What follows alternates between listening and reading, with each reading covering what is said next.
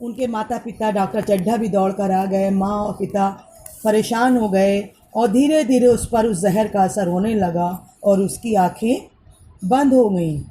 और पूरा जो जहाँ इतना उल्लास और हंसी का वातावरण था, वहाँ पर एक दुख का माहौल छा गया। सब परेशान हो गए कि उनका एक ही यही बेटा सहारा था और कोई भी उनके आगे पीछे नहीं था। सब कई झाड़ फूँक करने वालों को बुलवाया गया, लेकिन किसी से कोई भी उसकी हालत में सुधार नहीं हुआ। तभी भगत जो था और उसकी पत्नी एक अंधेर कोठरी में दरवाज़ा बंद करके लेटे थे। किसी गांव वाले ने आकर बताया कि डॉक्टर चड्ढा के बेटे को एक जहरीले नाग ने काट लिया है। अब बूढ़े ने जब ये सुना तो उसको समझ में आ गया, क्योंकि वो तो सांप का जहर उतार सकता था, लेकिन उसको वो दिन याद आ गए जब उसको अपने बेटे की लेकर डॉक्टर के पास गया था और डॉक्टर ने उसके बेटे को देखना था गवारा नहीं किया। अब उसे वही बात याद आई और उसका मन घृणा से भर गया। उसने कहा मैं नहीं जाऊंगा।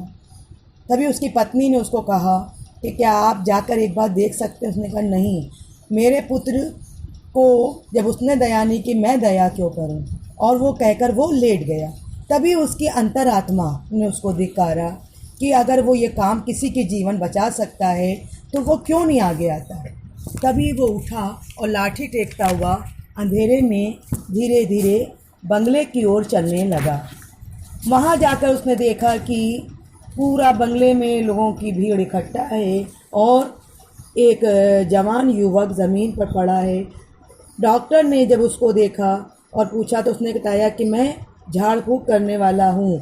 तब उन्होंने कहा आप भी देख लें, लेकिन अब कोई फ़ायदा नहीं। मेरे बेटे को बेहोश हुए 4 से 5 घंटे हो चुके हैं। अब जीवन का कोई उम्मीद बाकी नहीं बची है। फिर भी अगर आप देखना चाहते हैं तो एक बार देख सकते हैं।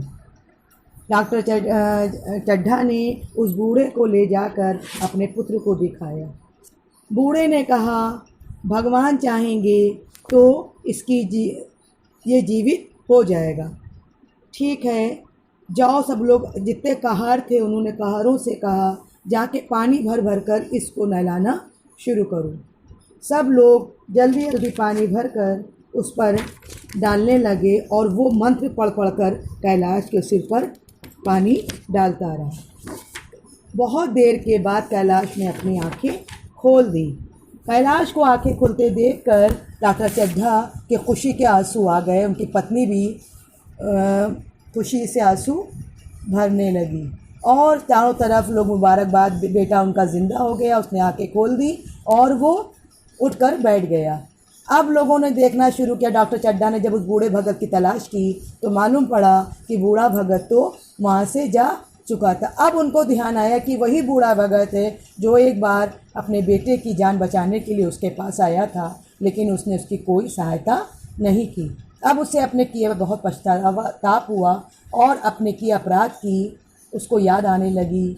अब उसे लगा कि अगर वो बूढ़ा मिल जाए तो मैं पैरों पर गिरकर उसके अपराध की क्षमा मांगूंगा। लेकिन अब क्या हो सकता था, क्योंकि वक्त तो हाथ से निकल चुका था।